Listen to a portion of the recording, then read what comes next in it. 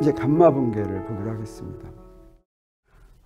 우리 앞에 알파 붕괴와 베타 붕괴는 이거는 원자핵이 두 가지 종류의 입자로 양성자와 중성자로 이루어졌기 때문에 원자에서는 볼 수 없는 그런 현상이었습니다.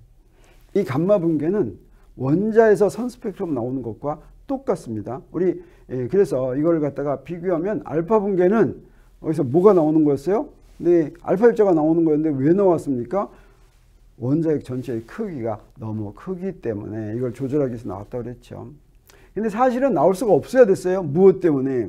여기에 쿨롱 포텐셜 장벽이 딱 막고 있으니까 나올 수가 없는 거죠. 그런데도 어떻게 해서 나올 수가 있었습니까? 네, 그건 바로 양자 미시세계였기 때문에 양자역학의 포텐셜 장벽 효과 때문이라고 그랬죠. 이건 참 놀라운 일입니다. 이게 없었더라면, 이게 못 나왔더라면 우리는 원자핵의 존재를 몰랐을 거예요. 그러면 원자핵의 존재를 몰랐으면 어떻게 양자역학이 나오기도 힘들었겠죠. 그런데 놀랍게도 양자역학의 포텐셜의 장벽 투과 현상이 있어가지고 아직까지, 그것도 또 우라늄의 반감기가 이렇게 길지 않았다면, 네, 이 태양계의 수명만큼 길지 않았다면 남아있지 않았겠죠. 다 이렇게 해서 안정된 상태로 가고 아직도 우라늄들이 남아있어가지고, 그래서 20세기에 들어와서 방사선이 발견되고 우리가 미세계를 알게 된 것입니다. 이런 것들이 다 놀라운 일처럼 생각이 되죠. 베타선은 어떤 거였냐면, 네, 전자가 나오는 것인데 뭐였습니까? 알파선이 나와가지고 원자핵의 크기가 조절이 되면 어떻게 되냐? 이건 사실은 각 핵종마다 균형이 맞는 양성자 수와 중성자 수가 딱 있었죠. 왜 그러냐면 중성자는 전하가 없고 양성자는 전하가 있어가지고 양성자보다 중성자 수가 더 커지면 커질수록 더 많아야 됐죠. 근데 알파 입자는 어떻습니까? 양성자, 중성자가 두 개씩 똑같은 수가 나가죠. 그러면 어떻게 돼요? 균형이 깨지게 되죠. 이렇게 균형이 깨지면 무엇에 의해서? 베타 붕괴에 의해서 균형 맞추는 거죠. 이것도 또 놀라운 거죠. 베타 붕괴는 어떻게 일어납니까? 베타 붕괴는 균형 맞추려고 일어나는데 무엇 때문에 일어나냐면 양력이 존재하기 때문에 일어난다라고 하는 거죠. 양력에 의해서 양성자가 중성자로 또는 중성자가 양성자로 바뀌면서, 네, 안정된 원자핵으로 된다는 거죠. 그리고 이제 마지막으로 감마 붕괴가 되는데, 이 감마 붕괴는 들뜬 상태에 있으면, 자, 이 두 개는 원자핵이 바닥 상태이더라도 가능했지만 감마 붕괴는 바닥 상태에서는 못 나오죠. 바닥 상태는. 네, 들뜬 상태에서만 나오는데 이것은 무엇하고 똑같아요? 원자 선 스펙트럼 나오는 것과 똑같은 원리다라고 하는 것이죠. 원자 선 스펙트럼을 볼 것 같으면 어땠습니까? 우리가 앞에서 봤지만 뜨거운 원소에서 나오는 이런 선 스펙트럼 무엇과 같았어요? 태양에서 관찰되는 까만 선들, 그건 뭔지 몰랐던 거, 이걸 갖다가 프라운호퍼선이라고 부른다고 했습니다. 이 프라운호퍼선의 파장과 일치했기 때문에, 이것 때문에 또 우리가 원자를 알 수가 있었죠. 원자가 어떻게 됐는가 하는 그 보호의 수소 원자 모형부터 나와서 이렇게 했죠. 놀라운 일이죠. 이런 것들이 다 이렇게 있을 수 있다고 하는 것이. 자, 그런데 이 원소에 따라서 고유한 진동수가 이렇게 있습니다. 그래서 이 원소마다 양자역학으로 정해지는 그 껍질 사이의 그 에너지 간격에 의해서 딱 전자기파가 나왔죠. 그래서 원자에서 나오는 건 최고로 진동수가 큰 게 뭐냐면 X선입니다. 그래서 적외선도 나오고 가시광선도 나오고 자외선도 나오고 X선까지 나오는데 감마선은 나올 수가 없어요. 감마선은 이제 어디서 나옵니까? 원자핵에서 나옵니다. 왜? 원자핵의 껍질상의 에너지 차이가 원자보다 훨씬 크다고 그랬죠. 그래서 원자핵에서는 그 차이가 메가 일렉트론 볼트 정도고 원자에서는 어떻다고 그랬습니까?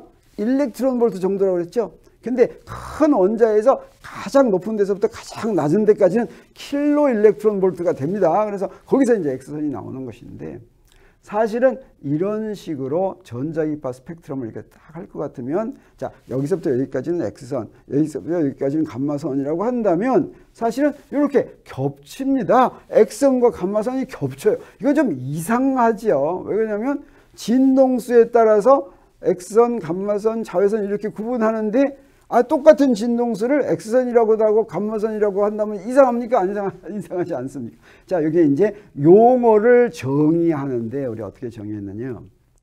이렇게 겹치는 부분이 있지만 사실은 뭐라고 정의합니까? X선은 원자에서 나오는 에너지 차이에서, 상태의 에너지 차이에서 나오는 거 우리가 X선이라고 이름 붙이고, 감마선은 원자 핵에서 나오는 것으로 이렇게 이름을 붙이면 어떻습니까? 감마선 중에서 원자 핵에서 나오는 것 중에서 진동수가 제일 작은 것은 원자에서 나오는 것 중에서 진동수가 제일 큰 거하고 이렇게 겹칠 수가 있다고 하는 것이죠.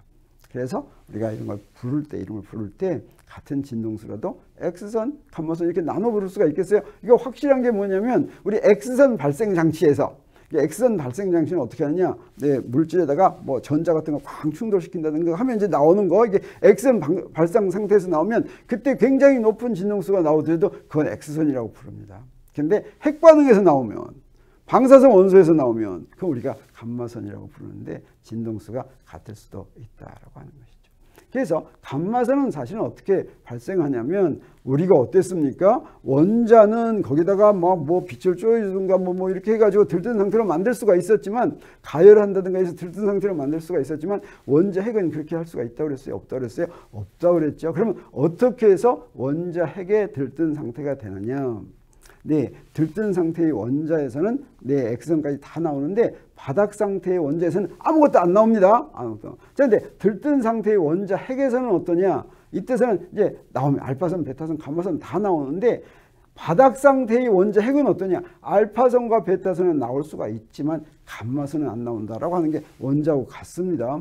자, 그러면 어떻게 들뜬 상태의 원자 핵을 만드냐면 어떤 원자핵이 알파 붕괴나 베타 붕괴를 해가지고 다른 원자핵으로 바뀌면 그때 다른 원자핵의 들뜬 상태로 바뀌는 겁니다.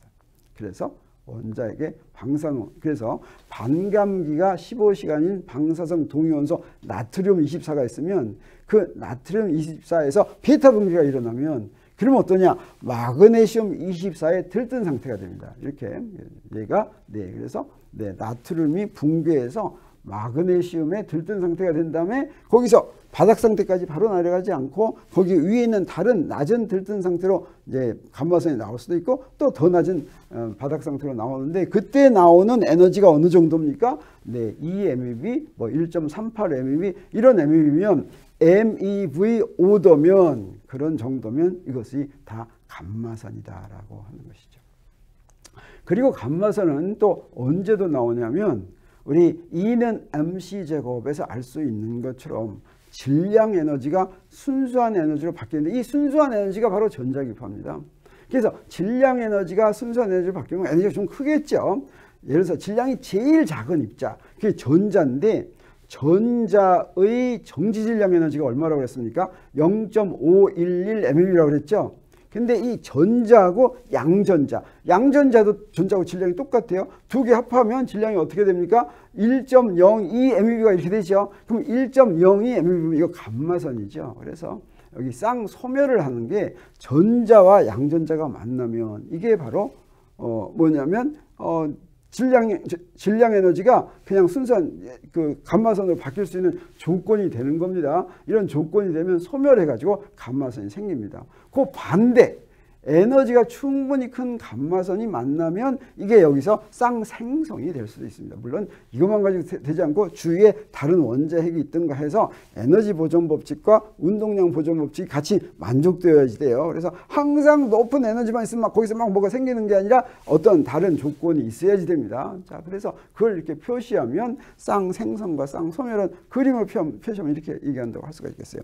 이 플러스는 양전자고 이 마이너스는 전자입니다. 두 개가 합해가지고 이게 감마선이 나왔어요. 또는 감마선 두 개가 이렇게 모여가지고 여기 양전자와 전자가 이렇게 나오는 걸 이렇게 얘기할 수가 있는데 이런 사실이 사실은 거품 상자에서 사진 찍어서 나오면 이거 어디서 찍은 거예요? 네, 입자 가속기에서 입자 가속기에서 충돌시키면 이런 일이 벌어지는데 여기서 그 흔적들을 거품 상자로 이렇게 사진을 찍습니다. 우리가 앞에서 구름 상자를 소개했었죠. 구름 상자는 기체를 과포와 수증기를 만들면 거기 입자가 지나가면 물방울이 쫙 생기는 거라고 그랬어요. 거품 상자는 뭐냐면 그 과포화된 액체 거기 입자가 쫙 지나가면 여기에 또 이런 기포가 쫙 생기는 그런 거품 상자인데 이것은 더 작은 크기로 입자가속기나 이런 데서 관찰하기가 쉽기 때문에 여기서 입자가속기에서 만들어지는 걸 이렇게 볼 수가 있습니다. 여기서 아무것도 없던 데서 갑자기 두 개가 이렇게 나왔죠. 그런다든가 여기서 이렇게 움직이는 건 뭐예요? 뺑뺑 도는 건 이건 전하를 가지고 있는 입자예요. 그래서 여기 반대 방향으로 뺑뺑 돌면 이건 양전하와 음전하인데 여기에 뺑뺑 도는 크기가 비슷하죠. 이건 질량과 전하의 크기가 같다 이런 뜻이 되겠어요. 그래서 여기에 쌍생성이 일어났거나 또는 쌍소멸이 일어났거나 하는 것을 이 거품상자 사진을 보고서 알 수가 있다라고 하는 것이죠. 그리고 이제 또 우리 감마선이 이용되는 것으로 무엇이 있냐면 망원경을 감마선 망원경을 만듭니다. 우리 하늘을 볼 때 어때요? 보통 망원경은 가시광선만 이용했습니다. 그리고 사실 뭐라고 그랬습니까? 우리 대기권이 많은 전자기파를 흡수하고 그 다음에 가시광선과 라디오파만 들여보낸다 그랬죠. 그래서 그 대기권이 흡수하지 않는 그 천체의 이 정보를 보려면 대기권 바깥으로 인공위성을 쏘아가지고 거기서 관찰하는데 가장 먼저 그렇게 만든 것이 바로 뭐냐면 그 유명한 허블 우주망원경입니다. 이 허블 우주망원경은 1990년에 지구 궤도에 올려가지고 굉장히 많은 사진을 찍었죠. 이건 아직도 이용이 되고 있습니다. 그래서 굉장히 먼 갤럭시들을 이렇게 측정을 하는데 자 이제 그 대기권 바깥에서는 반드시 가시광선으로만 이제 관찰할 수 있는 게 아니라 다른 것도 적외선으로 관찰할 수도 있고 자외선으로 관찰할 수도 있고 X선으로 관찰할 수도 있고 감마선으로 관찰할 수가 있습니다. 그래서 다른 것들을 다 쏘아 올렸지만 감마선을 이용한 천체 관측선을 쏘아 올렸어요. 자, 그게 뭐가 있냐면 컴프턴 감마레이 오저버터리, 컴프턴 감마선 관측선이라고 부르는 것입니다. 이걸 1991년에 쏘아 올렸는데 그것은 2000년까지만 동작했어요. 그건 무엇을 측정했느냐? 우주 전체의 감마선 밀도를 이렇게 측정을 했습니다. 가운데 이렇게 감마선. 이거 우주 전체입니다. 우리 이렇게 우주 전체를 측정할 때 우리 배경 복사 측정한 사진 한번 봤었죠. 네, 여기서 이렇게 전체 할 것 같으면 감마선이 이렇게 되는데 이게 2000년까지만 동작해가지고 그 다음에 미국 혼자서 쏘아 올리기가 힘드니까 그 다음에 쏘아 올린 게 뭐냐면 페르미 감마레이 스페이스 텔레스코프, 그래서 페르미 감마선 우주망원경 이래가지고 쏘아 올렸습니다. 이거는 여러 나라들이 합해서 나사와 여러 나라가 연합해서 2008년에 발사해가지고 훨씬 더 정밀한 감마선 분포를 이렇게 측정해낼 수가 있었습니다. 감마선도 이런 식으로 우리가 감마선으로 주도적으로 무엇을 만들든가 하지는 못하도록 이런 식으로 이용이 되고 오늘날에는 어떻습니까? 이런 감마선이 이렇게 여러 가지로 활용할 수 있는 그런 기반이 점점 만들어지고 있죠.